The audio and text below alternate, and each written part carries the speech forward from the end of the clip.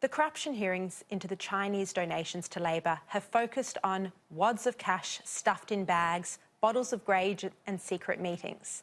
These are no doubt sensational and headline-grabbing revelations.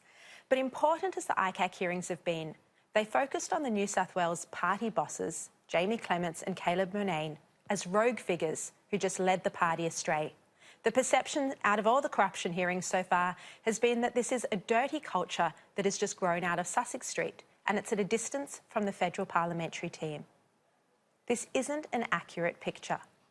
The problem is that this masks the true extent of the bigger problem that needs to be investigated and brought to light, and that is the large-scale influence of political MPs and officials by figures with ties to the Chinese government. As Jamie Clements finally admitted today, the very reason wealthy Chinese figures were donating to such a degree to the ALP was because they were hoping to exert their influence in the upper echelons of the Labor Party. They wanted access to the bigwigs. I think the donation system is something that leads, when there are big donations, to people being able to have access and all sorts of special treatment. And I do think that's a problem. I never received a bag with $100,000 in it. That's completely untrue.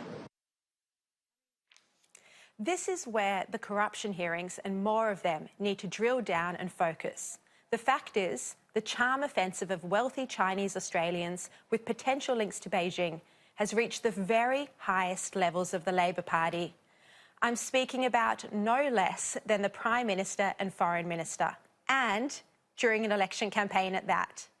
When he was fighting for his life as Prime Minister against an insurgent Tony Abbott during the 2013 campaign, Kevin Rudd took the time out to help Jamie Clements meet with, and, it would seem, woo, a wealthy Chinese Australian donor, or potential donor.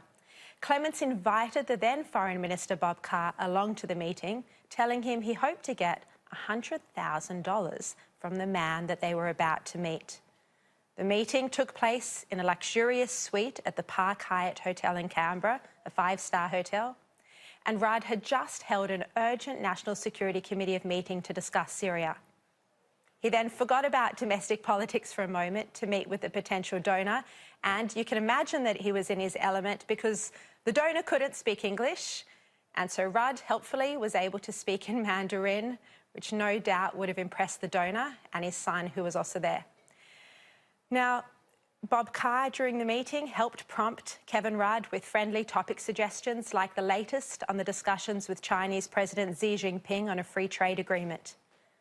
But the meeting and the level of promised cash is just extraordinary.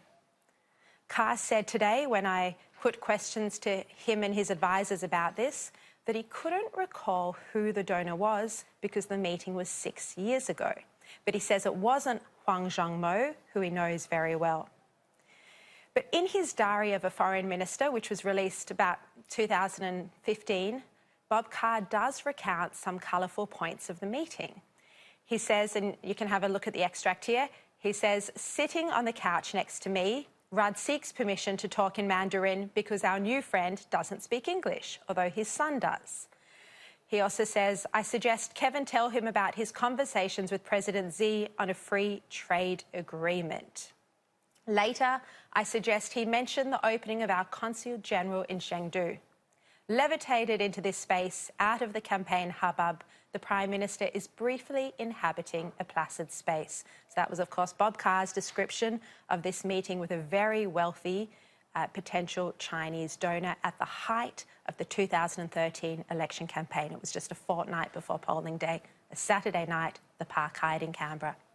Now, this anecdote is meaningful and fascinating because it shows that as early as 2013, 6 years ago now, and this has only become a big issue in recent times, Labor was trying to solicit massive donations from wealthy Chinese Australians, and senior figures in the Labor Party were happy to oblige by offering their most precious commodity, their time. And even before the meeting with Rudd and Carr, Clements and the Labor Party had already raked in an extraordinary amount of donations from figures linked to the Chinese Communist Party. In total, and I've written about this in the Daily Telegraph tomorrow, and it's on the front page, so make sure you buy the paper, but in total, $850,000 was provided to the New South Wales branch of the ALP in a single year from associates and figures linked to Huang Zhongmo or United Front groups. And this is much higher than the $500,000 that Jamie Clements finally floated and admitted today at ICAC. And we know that Grange was flowing at the dinner parties, but along with the ICAC revelations, parliamentary pecuniary interest records show that Huang Zhongmo also gave Chris Bowen a bottle of 2002 Penfolds Grange in 2013, and he gave Bill Shorten 2 bottles, one of them Hermitage. Now, we know Sam Dastyari swallowed China's official line on the South China Sea policy. I've told you in recent weeks that Bill Shorten's office silenced Labor MP Michael Danby's criticism of Bob Carr and Huang Zhongmo's think tank ACRI. But what else was expected in return from these massive donations?